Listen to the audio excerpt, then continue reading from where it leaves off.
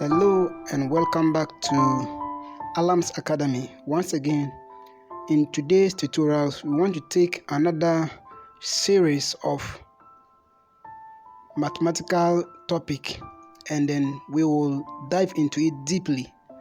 We want to look at rigid motion, transformation under rigid motion, and basically we'll look at reflection, we'll be looking at transformation, we'll be looking at translation, we'll be looking at rotation, enlargement, reduction, and other related topics under rigid motion.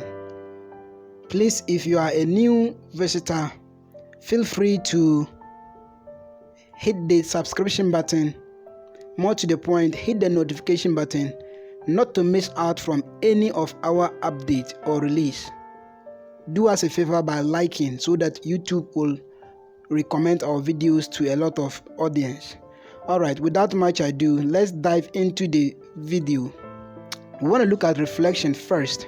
So after this lesson, you'll be able to reflect a figure and you'll be able to perform some composition with reflections, and you'll be able to identify the line of symmetry in any polygon at all, right?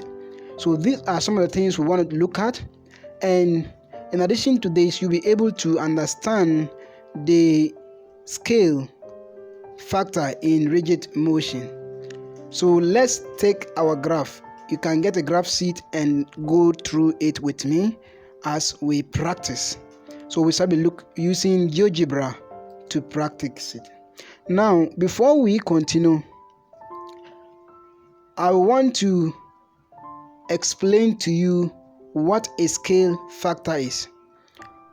When you have your question, they usually say using a scale of, let's say, 2 centimeters to 1 unit, which can also be written as 2 centimeters is to 1 unit. 2 centimeters is to 2 unit. 1 centimeter is to 1 unit. How do you plot it on the graph? Okay. If you miss the scale, you will not be able to get the correct graph drawn. So therefore, when you pick the original graph sheet, so let's say this is a picture of a graph sheet I have, you will always have from this line to the end here will always be 12. That is, if I'm counting 1, 2, I'll get to up to this place, I'll get 12 of them if you pick the original one. But this is not the original graph sheet, so this one you get 10. And when I'm counting from the original graph sheet, I'll get 10. Here it is only 8.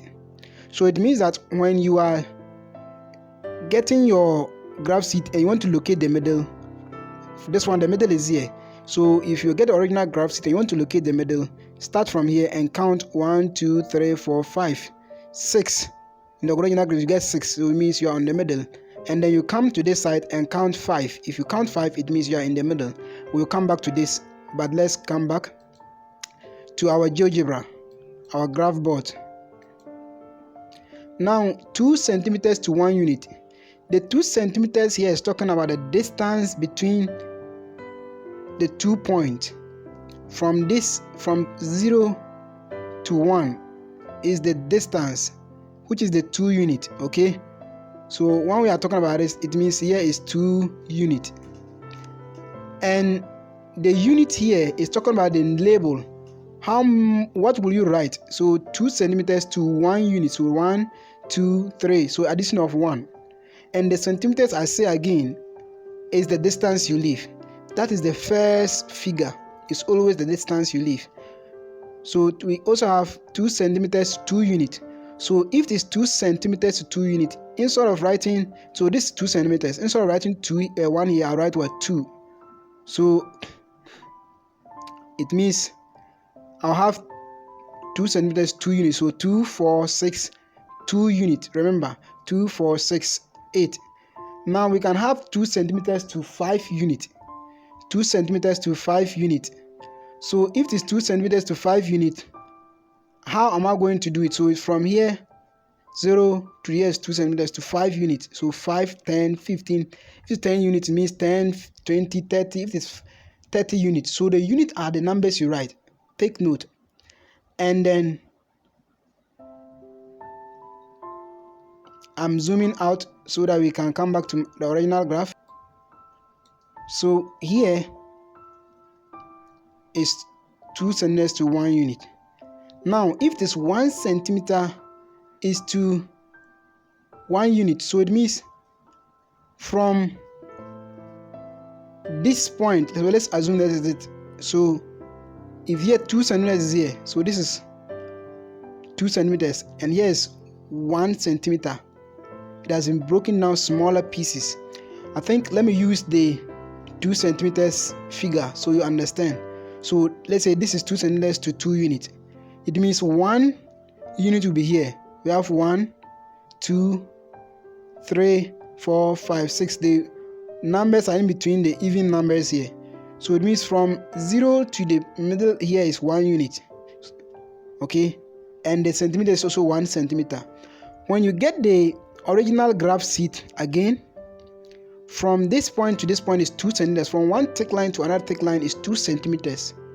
From another thick line to another thick line is 2 centimeters. Now you realize that there's another thin line in between these 2 thick lines. Just like this one, you can see there's another thin line, more thicker than the others. So this thin line is the 1 centimeter when you are looking at the original graph sheet. So from here to here is 2 centimeters, but here is 1 centimeter. So I have 1 centimeter, 2 centimeters, 2.5, then 2. Please, you get it?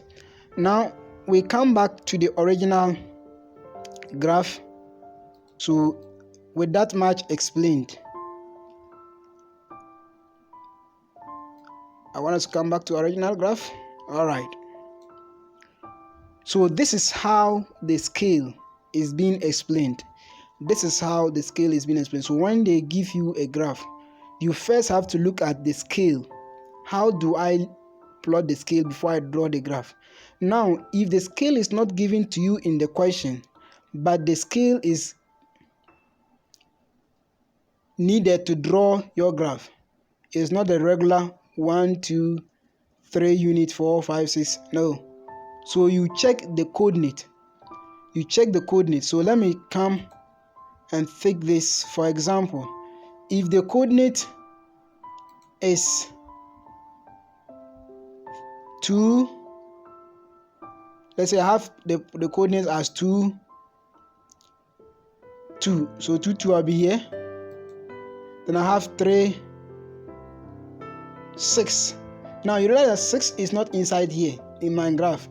But looking at this one, I'm just looking at, for instance, 6 is not here. So therefore, I will have to relabel this graph to suit my figures. So once 6 is not in the y-axis, I have to use 2 centimeters to 2 units. So I get 2 for 6. All right, 2 centimeters 2 units. That will give me the 2 for 6 that I am looking for. So I have it this way, and this I can now get my figure. All right, so I have 3 is in between this, 3, 6, so that will be here. All right, now the next figure may look at is 6, 6, and 6 is there, so I can plot it.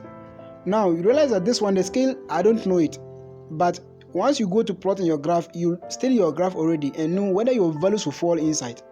Like I said earlier on, if you are using the original graph sheet and you label 2 centimeters to 1 unit, you reach 6.